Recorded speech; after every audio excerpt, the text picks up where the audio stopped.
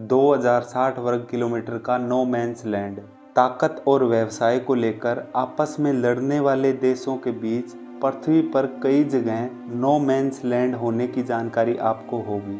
अंतर्राष्ट्रीय कानून के अनुसार ये दो देशों की सीमाओं के बीच का खाली इलाका होता है जिसे कोई भी देश कानूनी तौर पर इस्तेमाल नहीं कर सकता। हालांकि इस पर कानूनी दावा किया जा सकता है, लेकिन अफ्रीका में एक जगह है जिस पर कोई भी देश अपना अधिकार नहीं चाहता। वीर तालिब नाम का ये इलाका 2060 वर्ग किलोमीटर का है। ये मिस्र और सूडान की सीमाओं के बीच है। ये इलाका 20वीं सदी की शुरुआत में अस्तित्व में आया, जब मिस्र और सूडान ने अपनी सीमाएं कुछ इस तरह से बनाई कि ये इलाका दोनों में से किसी का नहीं रहा। वीर तालिब सूखाग्रस्त इलाका है और यहाँ की ज़मीन बंजर है, लेकिन इस इलाके ने कई लोगों को अपनी तरफ आकर्षित भी किया है। 2014 में अमेरिका के वर्जीनिया के एक किसान ने यहाँ एक झंडा लगाकर खुद को उत्तरी सूडान के राज्य का गवर्नर घोषित कर दिया। वो चाहते थे कि उनकी बेटी राजकुमारी बने। जेरेमी हिटन ने बीबीसी को बताया कि उन्होंने इस संबंध में दोनों देशों को दरख्वास्त सौंपी है, लेकिन किसी ने इस पर कोई प्रतिक्रिया नहीं दी।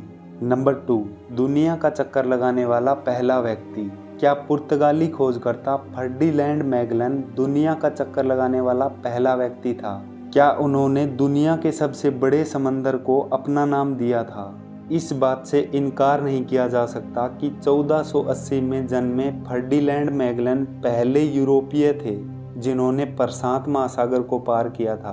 1519 में मैगलन अपने दल के साथ समंदर के रास्ते स्पाइस द्वीप खोजने के लिए निकले थे।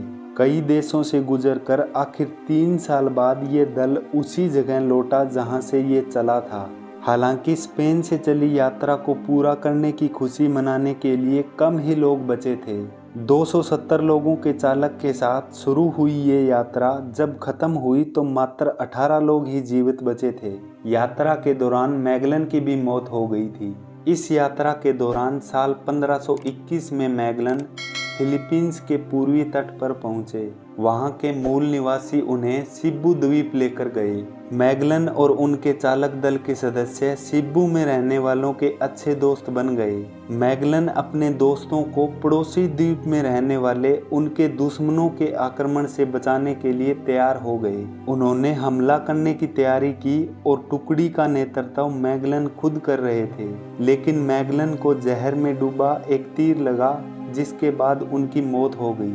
मैगलन के साथ गए लोग स्पाइस द्वीप खोजने के बाद उसी रास्ते वापस लौटना चाहते थे, लेकिन अपना रास्ता बदलकर वो छोटे रास्ते के जरिए स्पेन पहुंचे। मैगलन ने इस रास्ते को प्रशांत महासागर कहा, लेकिन इसे देखने वाले वो पहले यूरोपियन नहीं थे।